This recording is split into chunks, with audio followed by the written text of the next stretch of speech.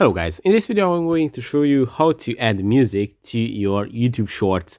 But first of all, I just want to mention, please don't forget to subscribe to my channel because at 10,000 subscribers, I'm going to show you my whole YouTube revenue statistics and my growth strategy, how to make money online. So let's jump into it. First, open the YouTube app, then go to the plus icon, which is the upload icon, and choose the create a short option. And when you are in the short creation tab, you can start recording by tapping on the record icon and holding.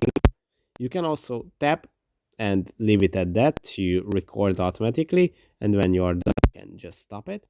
And if you want to add sound or music to your YouTube short, you just have to tap on the top screen, on the top of the screen, on the add sound icon, and you can browse the popular YouTube Shorts sounds from this list, or you can also use the search to search for one of your favorite songs to add it to your YouTube Shorts videos.